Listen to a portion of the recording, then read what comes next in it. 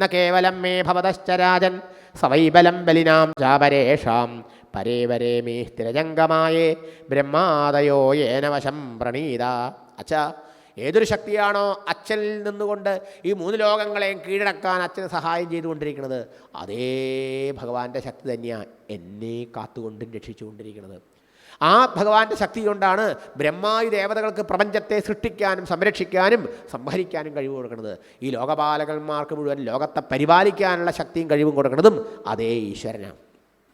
ഹിരണ്യകശിപുവിന് ഇതൊന്നും മനസ്സിലാവണില്ല. അപ്പോൾ പറഞ്ഞു, ഉണ്ണി, അച്ഛൻ എന്താ അത് മനസ്സിലാവാത്ത അറിയോ? അച്ഛൻ്റെ മനസ്സ് വെളിയില, ബഹിർമുഖമാണ്. ജഹി ആസുരം ഭാവം ഇമം ത്വമാത്മനഃ സമം മനോധൽസ്വനസന്ധി വിദ്യുഷ ഹൃദയചിതാത്മന ഉൽപ്പതസ്ഥിതാൽ തദ്ദേഹ്യനന്ദസ്യ മഹൽ സമർഹണം. അച്ഛാ, മനസ്സിനെ ഒന്ന് ശാന്തമാക്കൂ. ശാന്തമാക്കുമ്പോൾ ഇതൊക്കെ മനസ്സിലാവും. ഇന്ന് വിഷയവികാര വിചാരങ്ങളെ കൊണ്ട് മനസ്സ് ബഹിർമുഖമായി പോണ സമയത്ത് ഇതൊന്നും മനസ്സിലാവാൻ പറ്റില്ല നമുക്കേ. അതുകൊണ്ട് അച്ഛനൊരു കാര്യം മനസ്സിലാക്കൂ, ഭഗവാൻ ആർക്കും ശത്രുവല്ല. ഭഗവാൻ നമ്മുടെ ബന്ധുവാണ്, ഭഗവാൻ നമ്മുടെ സുഹൃത്താണ്, അച്ഛനാണ്, അമ്മയാണ്, എല്ലാമാണ്. ആ ഭഗവാനെ ശത്രുവായി കാണാൻ പാടുമോ? ഇല്ല. മറിച്ച് ഭഗവാനെ ശത്രുവായി അച്ഛൻ കാണുന്നു.